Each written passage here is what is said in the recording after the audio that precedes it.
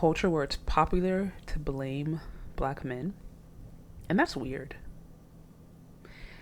As black women, it's come to the point where not only is it commonplace, but it is celebrated to degrade, to downplay, to demonize, and to insult black men.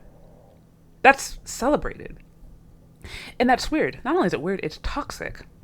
The reason it's toxic is because no culture, and no other culture, does that exist without there being consequences. We don't see large platforms of, I don't know, Jewish women going and demeaning and talking bad about their men and getting paid for it, and, getting on sitcoms and getting monetarily rewarded. We don't see that for the Jewish community. We don't see that for the Indian community. You don't see it for, Mexican community, Chinese community. We don't see that. We just don't see that. We don't see there being a culture of women who are encouraged and celebrated and sometimes even rewarded for doing that. But in black culture, it's become so commonplace. And I think that's really bad. And the reason I bring this up is because, this week I touched upon two trending topics. One that there was a lot of buzz. I think it was the one on Cynthia G and black abortion. I touched upon it real briefly. And then there was another video that was sent to me about from content creator Mahogany Pink. She talked about black love, and I just gave my honest commentary on it. And boy, oh boy, why did I do that? I mean, the pick me and the mule comments and the black love is struggle up to all black men are struggle dusties and all this kind of stuff. It's all these comments I got in, and I'm like, what's interesting is that all of these naysayers actually haven't listened to what I said. Because what I said, what I mentioned was, I'm just going over the facts here. I'm literally going over the facts. I'm literally looking at the claim, looking at what's being said, and I'm saying, okay, well, what does the data show to be true? So I don't understand what's so offensive about facts. I don't know what's so offensive about data that's pretty clear. But what I learned from that is that I think far from it being about being right, or it being about, okay, what's actually truth, what's actually honest, what's actually, the real way. I think sometimes people just want to blame men. People just want to blame black men. Black women just want to blame black men. This is not all black women. This certainly is not.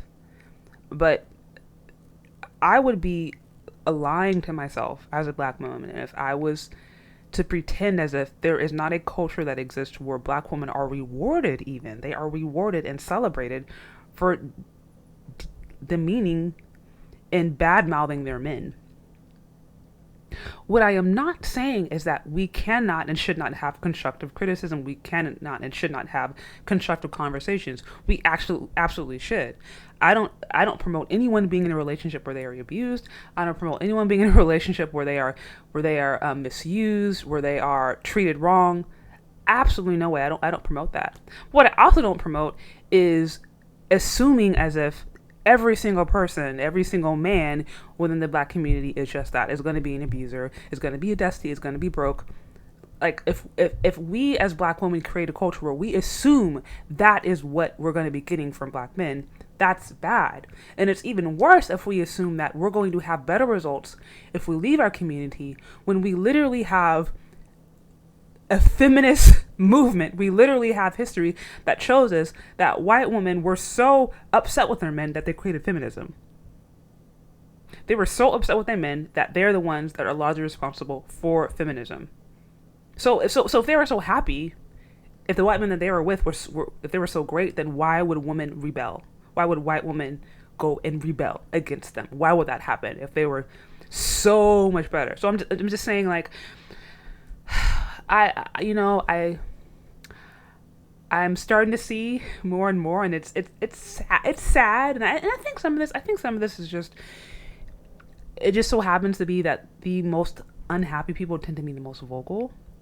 And so I think there's some of that because, like I said, I know women in my life, obviously black women in my life who I love and know, and they love themselves, they love their community, they love black men, they love men in general. There's not this hate, there's not this visceral reaction, there is not this horrible narrative that exists regarding black men. But far too often,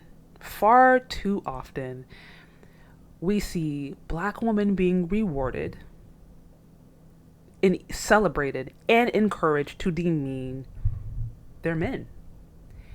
And I'm coming to believe that any ideology or any activity that is going to lead to the genocide or the extinction of you, anything that's going to lead to, you not existing, people like you not existing in the next generation, anything that's going to lead to the death of black existence, I don't think it's good. Because I believe people deserve to live. Cultures deserve to live on. Black people deserve to live on. Because God created black people, God created all people. So again, any activity that is promoted that will lead to self-destruction and genocide, I can't support. So I, as a woman, say it is unhealthy as a black woman to support and promote and encourage a culture that seeks to consistently and openly and consistently demean black men. I'm not saying we can't have honest criticisms of them. I'm not saying we can't have honest discussions of them. But what I am saying is that it's bad to celebrate the demonization of these men. That's bad. That's evil. That's toxic. And that in and of itself will lead to our own demise if it doesn't stop. So those are just my thoughts. But what do you think? Let me know what you think. Leave your questions, comments, concerns in the comment section below. Do you agree? Do you disagree? I'd love to hear from you.